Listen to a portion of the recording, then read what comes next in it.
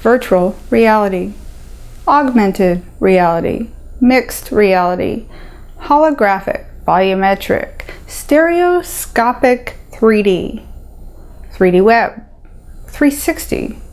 What's the difference? And aren't they all just games anyway?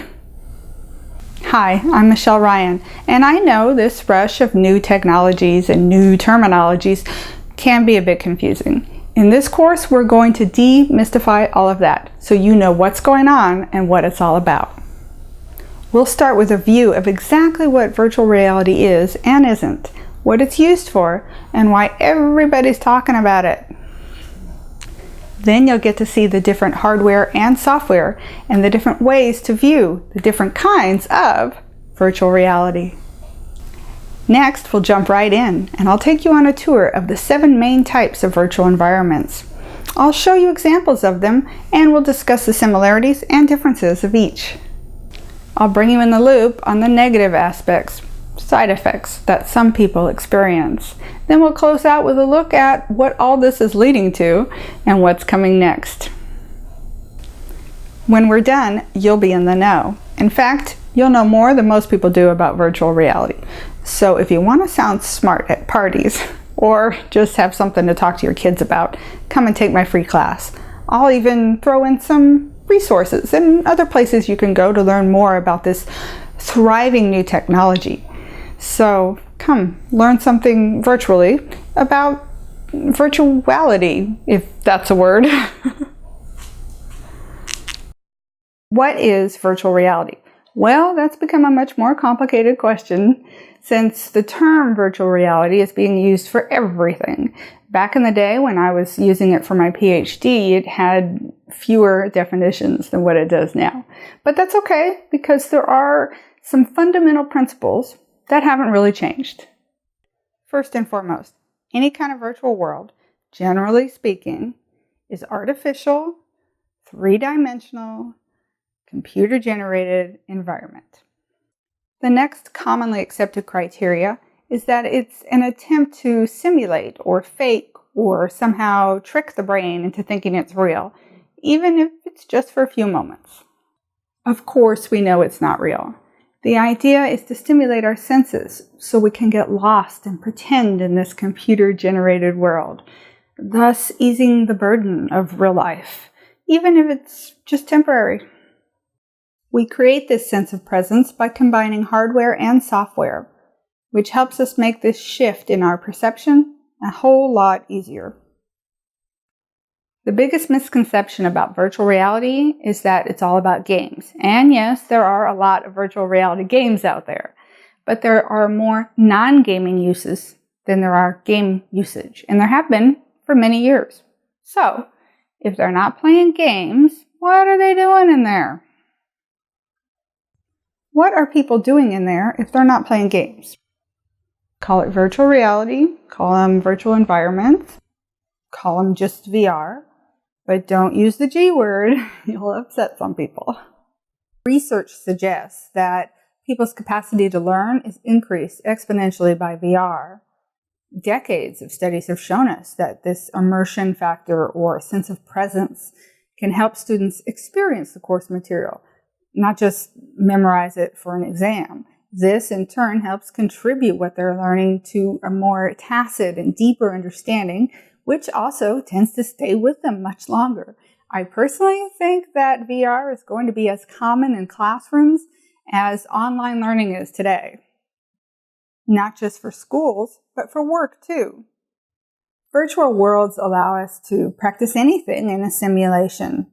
Pilots have been doing it for years. They create an environment where we can learn safely for jobs that might otherwise be too dangerous. Imagine a medical student, and she gets to practice a surgical procedure maybe 1,000 times before she ever touches her first patient. On-the-job training before you ever set foot on the job. The opportunities are just enormous. Psychology suggests that these worlds can be used as like a visual therapy to help retrain the brain's subconscious. Say, overcoming a fear, or breaking a bad habit, or creating a winning attitude. Okay, so we know we can play games, We know we can learn new things. We know we can modify our behavior. But is that all? Oh no, it turns out that is just the tip of the iceberg. So why now? What's happened to get everybody so excited about virtual reality? Well, there are a few things that are happening all at once. It's almost like the perfect storm. Let's take a look. Well, there's a combination of factors here at play. Firstly, the technology has improved dramatically. Secondly, and probably what's really fueling the fire, is a huge amount of money that's recently been invested by big companies that are counting on this technology. Facebook just bought Oculus for $2 billion, billion with a B. Sony's investing in hardware for its PlayStation VR. Google, who came out with the Google Glasses, and although the Google Glasses didn't quite take off like I think they may have wanted them to, they then followed that up with Google Cardboard. Then the New York Times sent out 1 million cardboard viewers. Major Hollywood studios are spending millions just to experiment with it. The interesting thing about all of this is that the infrastructure that's required for any new technology to really be accepted by the public, that infrastructure is also coming into its own. Companies like AMD are investing tons into making better graphics cards. And when you have big companies investing millions and billions on anything, you can pretty much bet that they'll be pushing very, very hard to get a return on that investment, which means that VR is going to be everywhere. New equipment, new headsets and controllers, 360 cameras, new apps, new accessories, every accessory imaginable, probably just in time for Christmas. It's the beginning of a revolution. The industry is estimated to be worth over $100 billion by the year 2020. Where the headsets alone, that industry is going to be worth a lot. Some say it will eventually grow to become as common as the mobile phone is today. Everyone will know what it is, and almost everyone will be using it. Just like we went from the typewriter to computers, from tapes to CDs, from cordless phones to mobile phones, or from the card catalog to a web browser. So too will we slowly merge into a more and more virtual reality. But why? What's so appealing to us as humans? What's this really about? Not just getting more information or cool graphics. There's got to be more to it than that, doesn't there? Okay, so we've established that it's cool and it's different, that there's a lot of practical applications. And we know there's big money behind it moving it forward. But what else is really going on here? Why are we so drawn to this technology? What's at the core of VR technology and these virtual experiences? Why do we all have to try it? Why do we all love it when we do? I mean, we don't really need IT in order to create immersive experiences, do we? If you think about it, if you read a really good book, we can get lost in the story, right? We get lost or capture ourselves in movies all the time. They get our undivided attention. So what's the difference? Well, the answer to that is a little complicated, but the simple explanation is that VR engages more senses simultaneously. And by engaging more senses, it helps touch on other emotional levels, including empathy, for example, because we can connect to other people and their emotions by allowing us to experience what they experience by seeing things through their eyes. These emotional connections tap into us on a subconscious level. VR can enable higher levels of engagement and experience inside our heads in ways that no other outer stimuli can do, at least not so easily. Okay, well, that's all well and good, but how does it work physically? And how can I try it? Whether you're in-world or jacked in or riding the Matrix, regardless of the type of VR, you'll have at least two things in common: hardware and software. The hardware enthusiasts that I know will say it's all about the hardware. The software enthusiasts will say it's all about the software. Okay, well, actually, it does take both. On the hardware side, we have high-performance headsets such as the Oculus Rift, the HTC Vive, and these are some of the best viewing experiences. And these are tethered to a computer or a console, at least for now, although they all promise to develop something that isn't tethered or connected with a cord. Most of these come with a variety of accessories. Can be things like chairs or remote controls or specialized suits. And let's remember that haptics is right around the corner. I'll talk more about that in a little while. A much more affordable option for a headset is the Google Cardboard, and we also have the non-cardboard versions of the Google Cardboard. These are headsets that basically work the same as the old ViewMasters used to. Now, to actually watch something in a cardboard or plastic cardboard device, you have to take your telephone and bring up an app that is specialized for showing VR. It will look something like this. You then place it into your cardboard device and hold it up to your head, where you can now see it as if it were 3 dimensions all around you. That's it. That's really all there is to it. For those of us who remember being children and playing with the ViewMasters of the time, that's all the cardboards really are, the new version of the ViewMaster. Now on the software side, game building software like Unity, Unreal, Poser, Maya, Max, MudTools, Blender, a whole variety of drawing tools, as well as code writing software and a whole slew of customized software.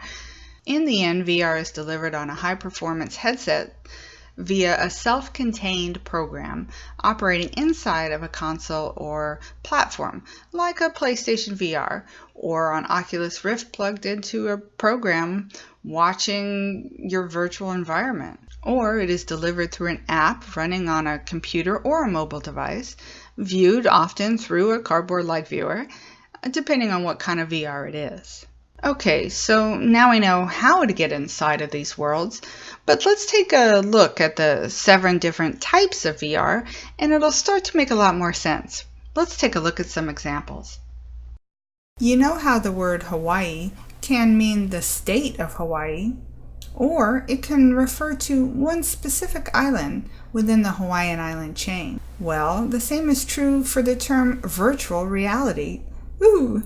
It can refer to VR in its broader sense, like this live-action, 360 environment, or any virtual world for that matter.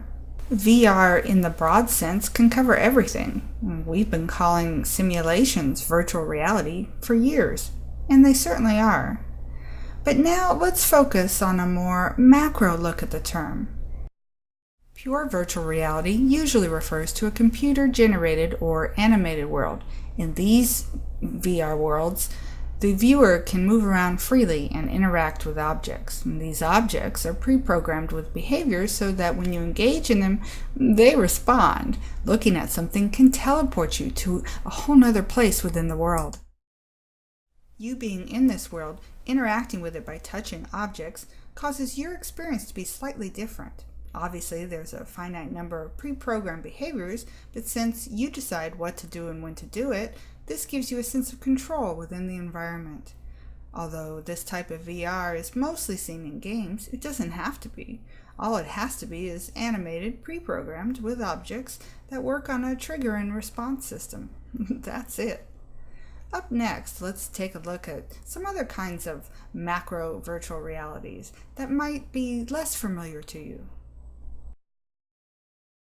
Augmented reality, or AR, is similar to VR in that you can move around freely and interact with pre-programmed objects. The main difference is that in augmented reality, you can see the objects floating on top of the real world, like a heads-up display. Soon, maybe we won't need monitors at all. You've seen AR a little already. Flight simulators, heads-up car displays, even the Google glasses that came out a few years back. I wonder what the world will look like when augmented reality becomes fully integrated. Hollywood science fiction has been pretending we have AR for years, and now it's almost here, thanks to Microsoft and their cool new gadget called the HoloLens. Up next, we'll look more closely at the holograms that make up this kind of augmented virtual reality. I seem to have found it. General Kenobi, years ago you served my father in the Clone Wars. Now he begs you to help him in his struggle against the Empire. I regret that I am unable to present my father's request to you in person, but my ship has fallen under attack, and I'm afraid my mission to bring you to Alderaan has failed. I have placed information vital to the survival of the rebellion into the memory systems of this R2 unit. My father will know how to retrieve it. You must see this droid safely delivered to him on Alderaan. This is our most desperate hour. Help me, Obi-Wan Kenobi. You're my only hope. Thank you, Mr. George Lucas, for showing us back in 1977 what was possible with holograms. And the Lucas vision is now a reality. Well, an augmented virtual one, that is. Did you know that you can turn any smartphone into a holographic projector? You can do it today. The holograms that make up an augmented world are positioned all over the real world by using sensors in the hardware and algorithms in the software. Some even use eye tracking instead of a button or an enter key. They are pre-programmed artifacts created using a technique called holography.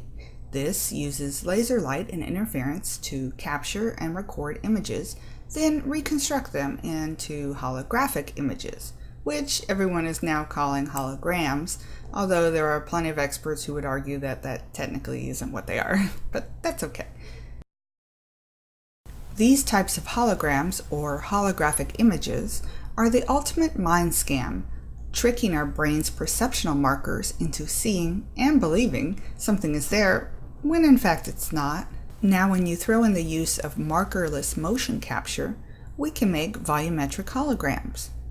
Pre-recorded, stereoscopic, automultiscopic, in other words 3D holographic images. Volumetric graphic displays allow the viewer to see the hologram from all sides. We could keep going on with different terminology like static volume, Vermeer, VDR, which is virtual retinal display. But for now, let's just keep it simple and call them all holograms. Holograms can be as simple as an animated Pokemon character, or they can be a volumetric pre-recorded scanned image that we can walk around. But let's think about the practical uses of holograms and how they could affect our everyday lives. Lowe's HoloRoom is already helping people experience their remodeling projects before the work is even started. The NFL is already starting to use holograms. Do you remember the first time you saw that yellow line on your TV screen that represented the line of scrimmage? Well, now imagine if you could see that yellow line when you're at the stadium by holding your phone up against the field. I know they're working on that technology right now, and they have all kinds of home uses for holograms already. Talk about a game changer. Okay, now let's take a look at the most promising holographic imaging devices that are about to hit the consumer market. The first is Magic Leap, which is funded by Google. It's an augmented reality startup that's currently working in kind of a stealth mode, but here's a demo they just came out with. And like Microsoft's HoloLens, they're using light in amazing ways. I can't wait till I can use this. Okay, so now we know that there's all kinds of holograms, and they can be animated or they could be captured real-life images, and we know we can use them in virtual reality or in augmented reality. So now let's take a step further towards the real-world side of things, and let's look at live-action stereoscopic cinematography or 360 videos. It's funny that although all VR is 360, some people would say that not all 360 is VR, and perhaps that's true, certainly from a micro perspective, but I say it is, at least for sure from a macro perspective. 360 videos are filmed in live action with the camera in the center recording in all directions simultaneously. The viewer can pan around the world, but usually can't move from that central point. The viewer can also look in any direction at will, but there's usually not any interaction with the world itself. It's almost the opposite of a volumetric hologram that you can walk around. In 360, instead, the image is walking around you. Watching a 360 video is like watching a movie that's being projected all around you. Everyone sees exactly the same thing, depending, of course, which direction you're looking. You being in this world doesn't change what happens in it. Recently on the market, there are a bunch of new 360 cameras and camera rigs, and although there is a difference between stereoscopic and monoscopic, now anyone can film in 360, upload it to Facebook or YouTube 360, and several other emerging new platforms. The practical implications of 360 videos are immense, but I'm mostly excited to see what the storytellers and filmmakers are going to do with it. Watch this example of director Chris Milk to see what's possible in a 360 video. Enjoy.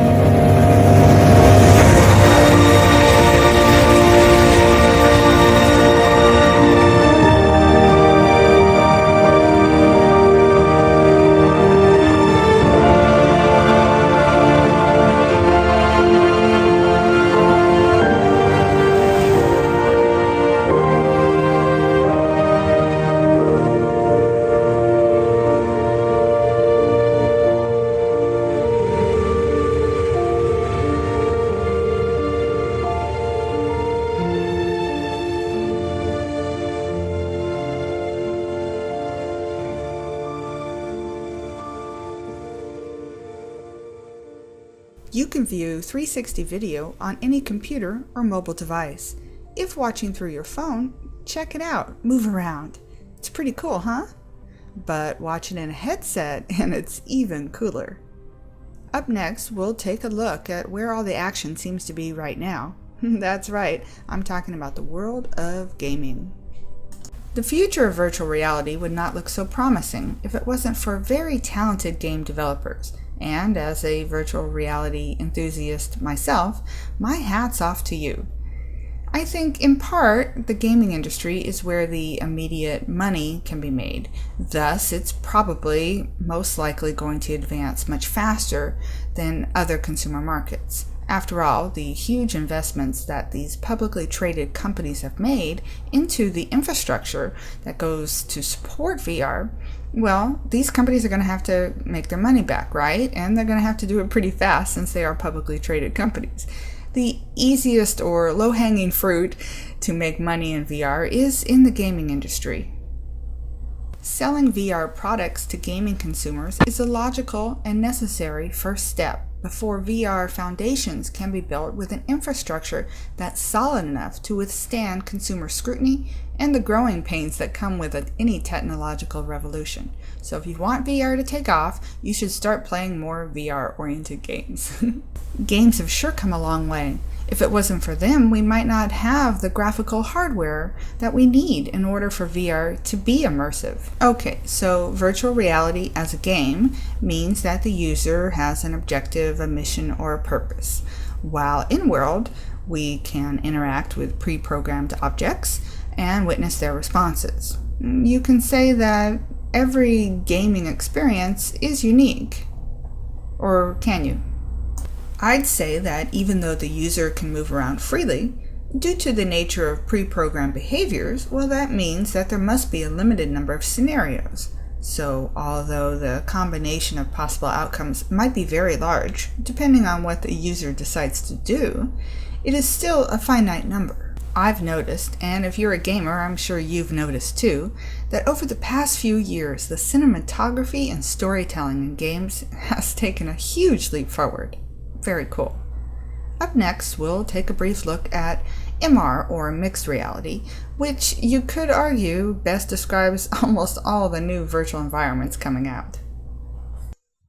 Mixed reality, or MR, sometimes even called blended reality, is becoming a general phrase used to account for any combination of virtual experiences.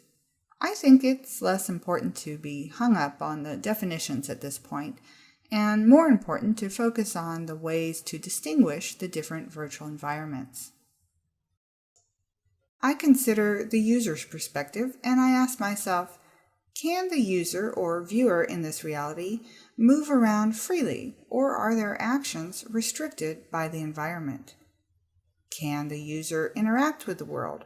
Are they objects or artifacts? Are they pre-recorded or pre-programmed?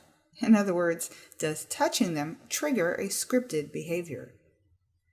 Is there clearly defined objective? Or is the virtual world just a space being used as the user desires it to be? The criteria for defining virtual realities is evolving almost as rapidly as the worlds themselves. This should give scholars something to think about, but while academics create new taxonomies, developers will keep developing them and users will keep experiencing them. In the end, I think these are the ones who will inadvertently define them. Users will find their own ways to distinguish between the different types of virtual reality, regardless of what they are called. I suspect that the lines between them will continue to be blurred, and continually mixing them together into one big giant virtual space. Up next, let's take a look at the new virtual world order and what it might have in it. In the future, our senses will become more and more stimulated. We know that hardware will probably get smaller, and viewing areas will probably get larger. Screens may start to disappear, and objects become more and more seamlessly overlaid into our real world. Here's what to watch for in the next year alone. Google's Project Tango is an augmented mobile device. Of course, we know Magic Leap and Microsoft's HoloLens both are due out very soon. But there's also something else called DR, or diminished reality. It's the exact opposite of augmented reality. It lets you remove things from your augmented world. HP has a new 3D scanner which can take anything from the real world and bring it into your computer world. That's right, 3D scanning at your desktop. While Lytro has a camera that can scan an entire scene, and then you can manipulate objects within it. Well, this could change visual effects completely. The Google Tilt Brush will let us go in-world and add our own personal touch. And Tesla's new Haptic Suit will let you feel those virtual touches. Wow, what a crazy, augmented, blended virtual life we're going to lead. Okay, so if this is what we should be watching for, up next, what we should be watching out for. With each new technology comes a new set of concerns, and as humans, we must adapt and evolve. The most common issue at hand is that of virtual reality motion sickness. This occurs when the brain gets confused because what it sees doesn't match what it feels. We've already seen some problems that come from extended gameplay, such as lack of vitamin D from lack of natural sunlight, and laziness, which can lead to obesity. I don't know what the diagnosis will be from people who forget they're in the real world, or simply don't use virtual reality, shall we say, wisely. But I wouldn't be surprised if epilepsy is discovered in people who didn't know they had it, or perhaps even a new form of the disease. There'll probably be an entirely new science revolving around the involuntary subconscious behavior changes that come from living in multiple realities. And I imagine the experts will advise what your mother probably already has told you: everything in moderation. All right, so this brings us to the end of our journey. By now, you should have a pretty good understanding of what virtual reality looks like. You got to see some examples of virtual reality, augmented reality, even some mixed reality and DR, and a whole slew of different kinds of holograms. You learned what virtual reality is from the broad sense of the word, and you saw what people are doing in there. We looked at the different kinds of holographic images. Then we spun around in the 360 video, And then we paid homage to the trailblazers of virtual reality, the gaming industry. We also discovered how the race to recoup financial investments is driving the force to get VR out and into consumers' hands. This, in turn, is bringing about big advances in both hardware and software. Then we took a quick glance into the future. And I predict that games will become more physical and more social, and entertainment will be all around us. Simulations will be stimulations.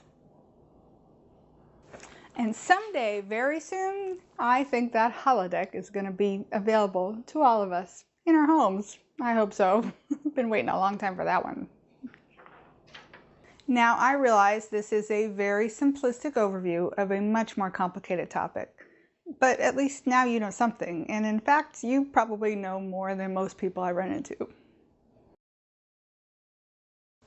I hope you'll check out my other courses where I get much more detailed into topics like filming in a 360 environment and the design and development and deployment of all kinds of different virtual realities. I'll be adding more bonus materials from time to time, so come on back by and check it out. My bonus materials are always free. Thank you so much for taking my class, and I hope to see you again virtually.